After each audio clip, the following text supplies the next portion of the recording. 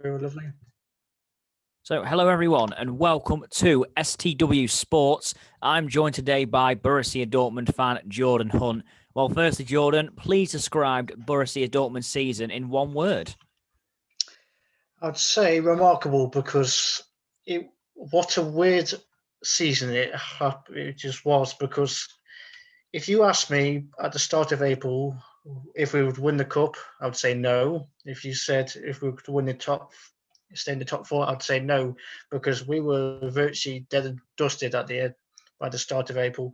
Things just didn't develop the way we wanted to be with Favre. He got sacked and for good reasons, and I was very glad he went, because I was never a big fan of him, because he has his moments, but he's a very stubborn manager, and that was the reason why he got sacked. And we had to use Eden Terzic as the assistant in place, and at the start of it, he looked like a fish out of water. He just clearly wasn't ready for us, but he turned it around, and I got to give credit to him and credit to how we got the team together, because our team was just all over the place with injuries and everything. So what a season it was. Yeah, I mean, do you think for a manager, obviously, like Favre, taking over a young group of players wasn't the best thing? Because you've got some very talented players in your team. And one thing you can probably ask yourself is, where would you be without Erling Haaland? 41 goals in 41 games. Incredible stats. And as a striker, could he be one of the keys if he stays at you for a few years to maybe closing the gap on Bayern? Oh, he's one of the only reasons, because you got Sancho as well, but Haaland is another difference maker, because even on his bad day, Haaland will score a goal or two, because that's what he is. He's one of them strikers that will always score a goal, no matter how good or how bad he's playing, and you can just tell by his face he wants to score, and that's what I want in players: the mentality just to go there and just score no matter what. Because he even celebrates other players' goals, and he acts like it's their own goal. And he's passionate for the sport, and he's passionate about the fans. You could tell in every interview he's done, he wants to do it for the fans. He doesn't do it for himself. He wants to do it for the club and the fans, and that's what he wants in a player. However, him staying you never know in this current climate. I'd love him to stay, but if he went, I wouldn't be too shocked about it, because he's such a player that, if you got him in your team, you're very lucky, because he deserves the recognition he deserves. Well, he's a winner, that's for sure. And I think that obviously if Dortmund are going to build things, he could very much be the player to build around. However, there is Exactly. also one man who has very much caught the eye this season and been chosen for Gareth Southgate's England squad, Jude Bellingham. What an impact he's made, 17 years old. Look at his Champions League performances. He really looks some player. Oh, he does, yeah. When we paid the 25 million for him, I was kind of shocked, because I thought 25 for a championship player. Now, credit, I don't watch the championship, so I had no idea who Bellingham was and what he could do. But once he put on the Dortmund shirt and did his first game against Mönchengladbach, you could tell he's going to be a fan favorite, and I'm very glad how his season progresses, because you wouldn't. Everyone says you wouldn't think he's 17, because the way he plays, he's so mature and he's so active. He wants to get in and stuck in, and I'm very glad he's been one of our best midfielders. So I can't fault him, and he's been very great. And him to be in the Euro squad is definitely deserved, because he's such a player that, for as his short time, like you wouldn't think him coming into the Bundesliga within a few months, you wouldn't think he would do well, but he's clearly shocked a lot of players and has shocked a lot of fans, and I'm very glad for him, and I hope the Euros could be another step for him, because he deserves it. I mean, with Dortmund, you've gained such a reputation as being the place to go, especially for English youngsters. Are you expecting to see many more come in the next few years? Now, you've had Sancho, you've had Bellingham, and you've had Rain. I know Rain not English, but, you've had players like Yeah. that who have gone to Dortmund, and the development 9 times out of 10 works. It's very rare a young player goes Dortmund and doesn't get better. Are you expecting to see more players, the standard of Bellingham, perhaps come over to Dortmund in the next few years? Yeah, I don't think anything's going to change no matter what, because even though we want to challenge Bayern for the title, I think our philosophy in getting players like this is going to work, because we can sell them for a higher fee down the line. Yeah, as I said to you back in July, I don't want to sell these players, but we are a stepping stepping stone club, and I wish we didn't, but it's one of them. And I'm, whoever will be the next person to take us to the next opportunity will be great. And I wonder what Dortmund would do without these players, because they've just come on leaps and bounds. Like, you wouldn't think Sancho at his age, when he came at 17, 18, you think, oh, he's just another player, can't get in the City squad, and look what he's done at Dortmund. I know the Bundesliga and the Premier League is a very different league, and there's always been the comparison, like, which league's better. Like, I always think it will be the Premier League, because, yeah, the money is there, but I do think the quality is there regardless, because you get these different squads and different players that can come in and change games. Like, you wouldn't think, like, it's the same in the way in the Bundesliga, but I do think the Premier League has a better standard. But seeing these players just come in, if they want to get development and progress in their future, then it's got to be Dortmund. You mentioned about Dortmund being a stepping stone. Do you feel like, though, a way that could change is if you bring English players over? You've already got Haaland, of course, who's a striker who's going to guarantee you a lot of goals. Yeah. Do you feel like, obviously, these players, if they did grow a couple of years, I think Bellingham's only 17, 3 years, he'll be 20. Do you feel like by that time, especially if they've been playing first-team football, you could be not a finished article, but in a much better position to challenge Bayern if these players do stay for a few years? Yeah, exactly, because as much as we get these raw diamonds and we polish them up, in a very weird phrase to put it, I think it's just a way of trying to challenge Bayern, because Bayern, no matter what, even though in the off-season they will still win, because having Lewandowski in your squad is a cheat code. And we had that the first time, and unfortunately Bayern was there to sweep him up. And yeah, as I said back then, we didn't sell him because he ran down his contract. But challenging Bayern is always been the dream. And you always got Leipzig as well, that, as much as I don't want them to be in the Bundesliga because the way they've came into it, they're another club you've got to look out for. And, they could always challenge one day if they've got the right squad. So I'm just hoping, Dortmund can do it for the future, but it's always hard. But, winning the cup, I'll take that at the moment. And then hopefully in the next few years, get a real squad together. Yeah, I'll ask you a bit about that cup final game against Leipzig. Leipzig, good team, obviously. They've had a pretty good campaign overall, second place, of course, one place above Dortmund. But going into the final, a 4-1 victory, it must have been something you weren't expecting before the game. How does it feel to get a trophy after what's been a bizarre season, really, at the club? Oh, it was wonderful. It was such a relief to see them win the cup, because I'm always nervous, no matter what Dortmund game, and when it comes to a cup final, well, God, I just couldn't wait. I just wanted the game just to start. And once we got our early goal, my heart rate just bounced 20 times more, because we just waltzed through Leipzig, because I think Dortmund were just on a great run at the time, and they clearly had the confidence, and I think that's what helped. And having to win the cup for the first time since 2017, and their first cup within the 4 years, has been great.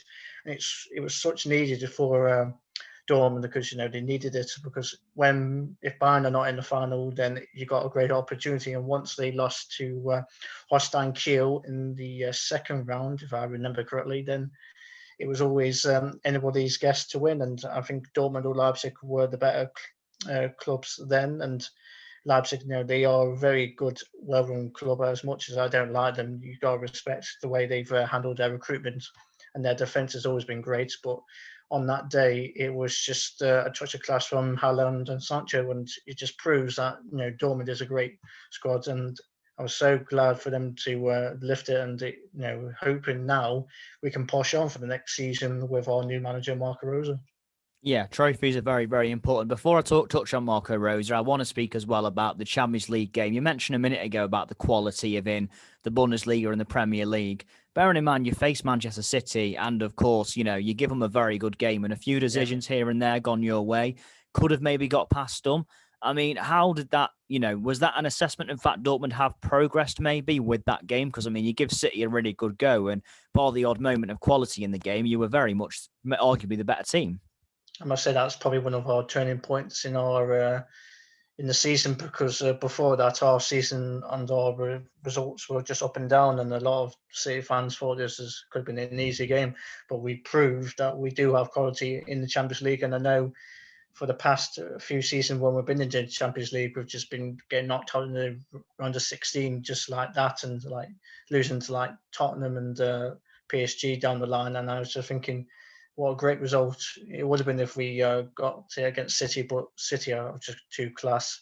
And I do think, maybe if that Bellingham goal did stand, but I'm not going to try and do it too much. As much as I hated to see how that goal was disallowed, I just think City's got too much quality and it proved it. But I think Dortmund can now hopefully prove in the next few seasons, they are a Champions League squad, because and they do deserve to be in the Champions League. Like the way a few months ago we were seventh when we lost to Mönchengladbach 4-2. Nobody thought we'd get into the Champions League because it was a three-way battle from Wolfsburg, Frankfurt, and Dortmund. And once we lost 2-1 to Frankfurt in, I think must have been end of March, early April, if I remember correctly, or around that time. Nobody would have thought Dortmund would have got the Champions League. Neither did I. I thought, Europa League, let's see what it's like, because I don't mind Europa League as much as nobody pays attention because it's a lesser competition. There's still a lot of good teams in that, and it's proved this season. And like Villarreal, I know I'm trying to digress here, but Villarreal winning it, it'd be their first ever competitive trophy. You've got to give props to them for beating United. And everyone thought United were going to waltz it once they got into the Europa League. But going back to Dortmund, I think the game against City was a turning point, and it did show they had quality. But and at the end of the day, City were just too good for us. Yeah, you make a good point about the Europa League there, of course, about how it does give teams an opportunity, perhaps a little bit lower teams as well. And yeah, like I say, congrats to Villarreal. When you've got Unai Emery there in that competition, you've always got a chance. What a great Europa League manager he is. But yeah, looking forward to the future now. Marco Rose is the new manager. He's recently been at Borussia Mönchengladbach. What are your thoughts going forward with him? I was very happy with the appointment straight away.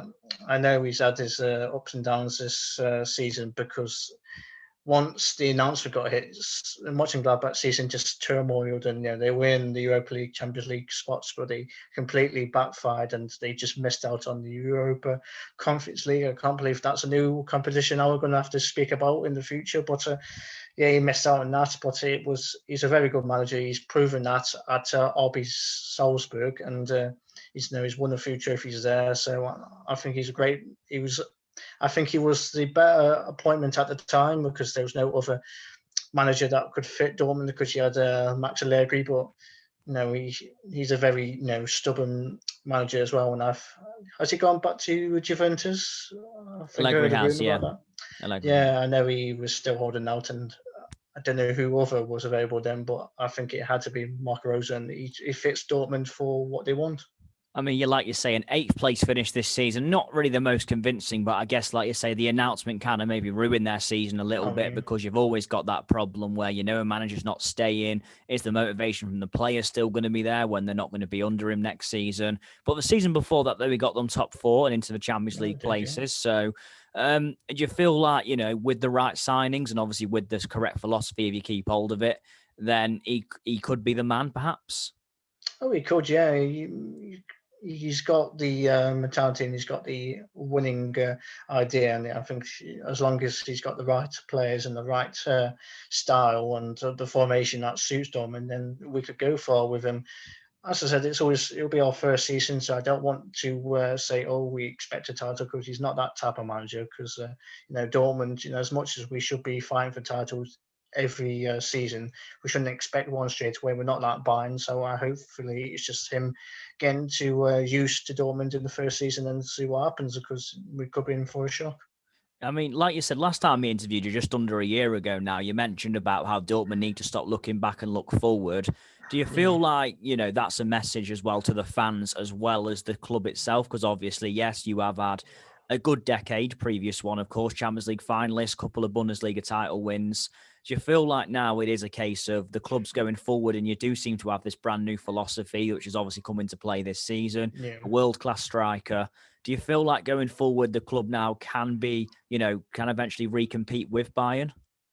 I hope so, yes, because we need to. We are a big enough squad and a big enough club to challenge Bayern. That we've proven it, over a decade that we can beat Bayern at their own game and win the Bundesliga and even take the German Cup. And Champions League, that's a very big dream. But we don't have the squad yet. And until we have a good squad, then we can challenge for it. But we should only focus on the Bundesliga and hopefully the German Cup.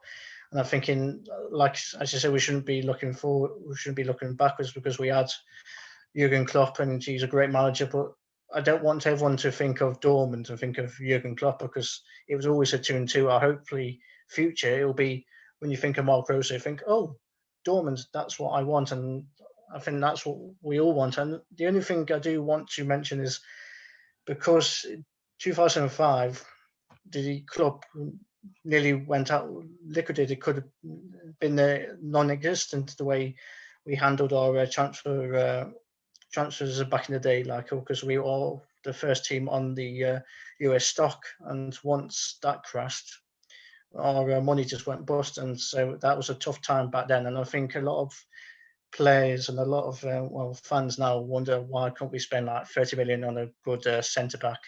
That's the reason we've got to be careful with our money because we'll never want to be in debt again. And I'm glad our management and our board see it that way because we can make some mistakes, but as long as it's not a long-term mistake, then that's fine. And I'm thinking, if we have the transfer budget, then so be it. And like as I said, like if Sancho does leave for a lot of money, that can rebuild the squad. And I think that is the plan because I think Dortmund are trying to plan with that as well. But we'll see what happens. Yeah, definitely. I think you're correct what you say really about looking forward. I think that's the way the club do seem to be going at the moment. Just want to touch on our subject that will make you very happy. Local rival Schalke have been relegated to the Bundesliga this season.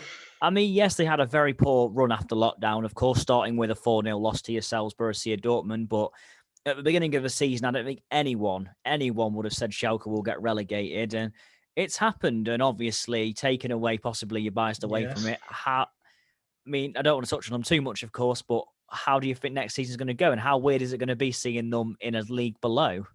It would be very weird because once the fixtures get announced, you want to see who Dortmund are facing against Schalke when the date is who's first. And it's like the same thing with Dortmund versus Bayern. But I would always look forward to a derby because it's one of them bragging rights games. And it's very strange because what a weird season. Like, I knew they were going to be they would have problems this season, but I never expected to see them relegated and then to go through 5 managers and one is still on there. And it's such a weird development how that squad and how that team's been built. But it comes down to management. They've been poorly mismanaged, and the board hasn't helped them, and they're just in turmoil. So taking the bias away, as you said, I do think maybe a season in the Bundesliga is why you might help them for the future. You never know. But as a Dortmund fan, I love it. I'm so happy to see them there because I do not care about them whatsoever. Yeah, no, that's fair enough. And I want to mention as well about the pandemic last year. Bundesliga was the very first season to return. The fact we've made it through a full season with no problems, okay, supporters haven't been there, etc. There has been problems, but we've made it through a full year now. I know that has happened every year bar one, but how do you feel about that as a fan? I mean, were you worried at any point in the season it wasn't going to be the case and the football was going to be grounded to a halt again? And how relieved are you that we made it through all 34 Bundesliga games? I never saw the season being stopped again because I think, as much as the cases were rising throughout Europe, I think they just thought, if the players are getting tested regularly, they're getting negative results back, and as long as they're training and not doing anything stupid, then they can carry on. And it was such a weird thing to see because when you think of a game, you think of the atmosphere, and in the Bundesliga we had no atmosphere. We did have a few games where we did have some fans back. I think Dortmund had the highest attendance at one point. It was early start we had against Freiburg. That was over 10,000 fans, if I remember correctly, and that was a great experience to see. But once no fans were allowed in, it was very awkward and very weird. But for some reason, I got used to it. I don't know why. Maybe it's from the previous season where no fans were there. It was so weird to look at, but at the same time, it was, it's just one of them you had to get used to, because, for a fan to support any club in this season, you had to get used to it. And but I do think, the fans are definitely needed in some cases, like Dortmund definitely needed them when they had real problems. Once when it was November, December, because once Haaland got injured in just after a game against Cologne, or if I remember correctly, or he was out for the game against Lazio, things just didn't turn well, and we just needed to support them. And once Terzic came aboard, he was a fish out of the water, as I said, and we needed the support from the fans. And I think that's what it was, because whenever we won a game, we wanted to be next to the fans and, and sing their praises, because they are the 12th man, and that's what it is. And it was such a shame, but I think hopefully next season we can see fans again. It won't be a full capacity as we hope so, but as long as we can get 1, 2, even 5, will make a difference, and that's what we want. Yeah, definitely. Let's say Bundesliga, especially, very much a league that does very rely on its atmosphere. So fingers crossed, fans are back in by next season. Yeah. I mean, obviously, we mentioned as well about looking forward. So for Dortmund, then transfer window, what would be your dream transfer window? Would you say? And I do want to ask as well openly, the Sancho departure, will it not mean as much this year as maybe last season? I'd say probably mean a bit more. I think we did feel like, from the end of last season, that he was going to go probably this season.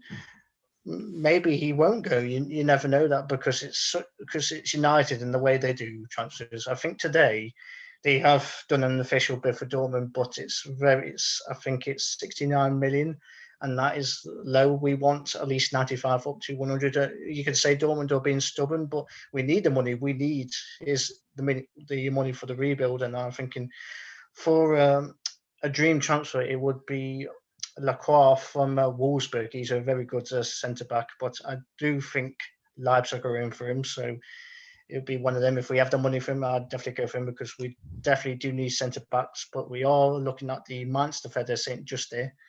He's another good defender. I'd happily take him. He's got the speed, and for right back, I don't know who we haven't been linked with everyone, because I don't think we'll probably stick with Meunier. He hasn't had a great season, as a lot of Dortmund fans will see, but I don't want to give up over him. Hopefully he can come good again, but a lot of fans don't trust him. I'd want a right back, but we haven't really been linked with everyone. We definitely do need a winger though, and that's something, because we have a lot of wingers apart from Sancho that just love to cut in. So when you need somebody out on wide doing crosses, and we've got virtually no one, because everyone just goes into the middle. And that's our problem for winger. I don't know who would be a good signing. Maybe Marlan from PSV, if Sancho does leave, because he can play a striker or a winger. I'd definitely be up for him, because I do believe there's been they say it's a gentleman's agreement. I've heard it from one of the big pundits from a transfer market. He said that he would be open to going to Dortmund if we have the money for him, and I'd definitely take him. We do need probably a midfielder, because we just need a depth, and because maybe one of our midfielders might leave. Brandt's been linked, move away. He said, but he wants to stay and fight for his place, and I think that's what you need. I say probably another left back, because we've got Schultz as the backup. But he's been a bit poor. He hasn't been that great, and I think he'll be sold. And the right back situation isn't great, because since Piszczek has gone, we've got Meunier, and everyone isn't happy with him. We've got Paslak that he'll be playing more of the under 23s, and then we've got Morey, but Morey had a serious injury against Holstein Kiel in the semi-final. He'll be out for a while. Then centre back, as I said, we need depth, because Zagadou is always injured, and we've only got Hummels and the Kanji, and we can use Emre Can, but I'd rather have Can in midfield, because Can he's very awkward, and he's a very clumsy player as well. He's cost a lot of penalties this season, and he's done one against Sevilla, did one against City. I do like Can, because we need that hard midfielder type. That is a number 6, but I wonder what will happen. And if Haaland goes, that's another story. But yeah, we'll see what happens. Yeah, well, it's probably a bit too early to predict the transfer window yet. We're in very early days of that, but I do agree with a lot with what you've said, really. Every year, of course, the new signings are needed and a few additions, but you do feel like Dortmund are maybe getting a little bit close to competing with Bayern again on a, like you say, well, as long as Bayern have got Lewandowski, I do think it's going to be difficult. You've got the striker to match in Haaland, but the rest of the Yeah. team, of course, it's a bit difficult, really, of course. But one thing it's not too early to predict, and we're just going to touch on England and Germany, is Euro 2020, of course, being played in 2021. It starts tomorrow officially. What are your thoughts on England, first of all? How far do you think England can go? I'd say they probably can reach the quarterfinals. I know a lot of fans might want us to go to the semi-final because we have to squad for it, but I think what happened in the World Cup last time is because we had no expectations of England because we know how poor they are in these cup competitions. So a lot of fans, it was like a breath of fresh air just to see them go into the semi-finals, and people thought, could we actually, it's coming home and all that. We are. Everyone does make fun of us the way we try and take our expectations a bit too high, but I do think England have a good squad. I know the we've got a few players that like Henderson and Maguire, they're not fully fit. I'd hope if they are fit for the Euros, and so be it. But I think a lot of players have missed out, like James Ward-Prowse, so he definitely should have been called up, and even Jesse Lingard. Like, if you said to me at the start of the season that Jesse Lingard should be in the England squad, I would have laughed. But the way he's came across in West Ham, he's done a very good job, and I'm hoping England can find the right balance. I think in the midfield we are a bit thin, but I do hope we can find the right structure where it doesn't give too much midfielders. It gives them a rest, and we can rotate easily. And same thing we've got a lot of attacking. We just players. We just need to find the right balance because we don't want to put all the players on at once because we need a formation. I think we used to play in a three man back, but now we're playing in a four. I don't know what to think of that because it's the same thing with Dortmund. They tried to do a three and they went to a four and it worked. But with being Southgate, I wonder what his plans are. And, because we've got Croatia first game, then we've got Scotland and the Czech Republic. And I think that's a doable group. Croatia are a very good squad. So this Sunday, I wonder what Dortmund will do, but England will do. But I think they can go far, but it's up to them. Yeah, definitely. I mean, another question as well for you. Would you start Sancho and Bellingham, or which one would you play if not? I'm not going to try and be too biased, but I'd start Bellingham because I think he's got the. I think he's got the mentality for it because I think it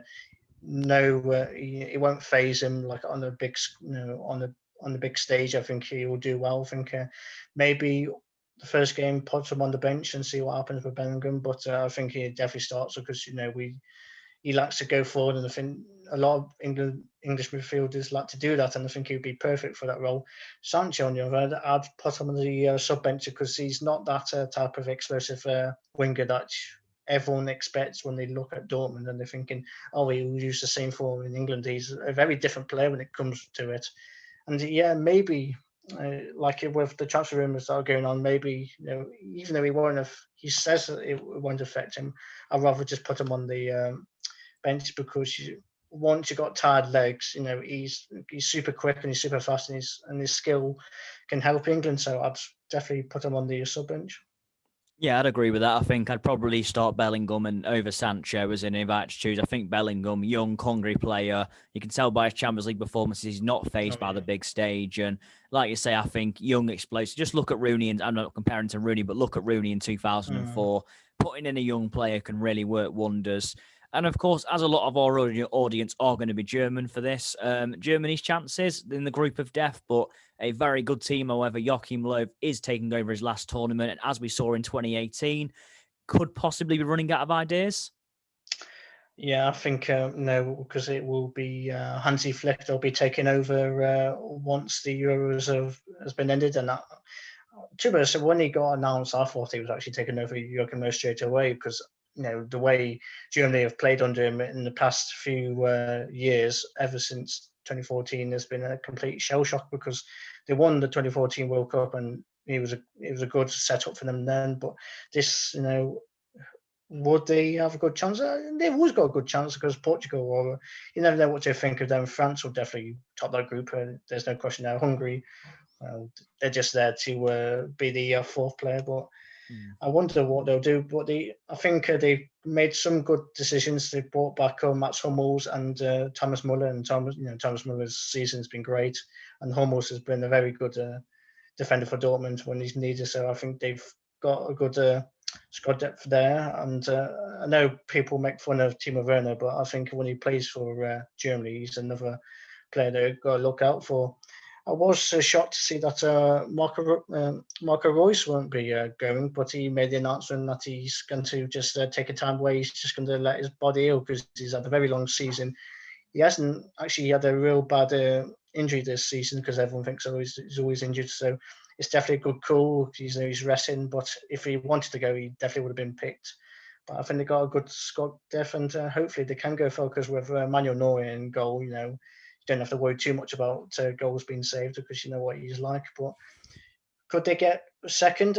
I'm going to predict it. Yeah, I know it's a bit of a tough one to think of because when you think of Portugal, you think of Ronaldo and all them players, and you're thinking they'll definitely get it. But I think Germany could just scrap second, and we'll see what happens in the knockout stages. Well, of course, the best four third-place teams go through, so they could get out of jail card if they did end up finishing third. Yeah. But yeah, you want to finish in the top two realistically. But yeah, that's all we've got time for anyway, Jordan. But thank you very much for joining me today, and let's wait and see how Borussia Dortmund do in the future under Marco Rose. Before I go, I do want to say we've already made one signing this seat. Well, for next season, we've got Gregory Kobel from Stuttgart. He's a very good goalkeeper. We needed a goalkeeper because I don't think Dortmund trusted Berkey, and Marvin Hitz is going to be our second in command, so to say. But I was very glad with the signing. A lot of fans wanted the Lille keeper. Is it Mike Magnon? The way it's pronounced, and I think he was a good, but I don't think he was ever interested in Dortmund. I think it was always he's gone to Milan now. But yeah, I digress. I wonder what will happen with Dortmund this season, and it's going to be. I'm looking forward to it, and we'll see what happens. So, do you think this keeper could be your first choice? Thanks. I just thought he was signed as a backup. Oh no, he's definitely first choice. He's he's only 23, but he's got the credibilities to be a very good keeper, and I think he's a long-term solution. I'm very happy with it because we needed somebody that can save penalties because we are hopeless against penalties. He's a very good commander of the box as well. He tells, he just wants the way he wants it to be, and I think that's what we need. We want a keeper that is strong-minded and very vocal, and someone that can come off the line and just take the game by the scruff of his neck. And we would need that type of goalkeeper, so I'm very happy with him. Okay, no problem. Again, Jordan, thank you very much for joining me, and I will see you soon. Yeah, take care.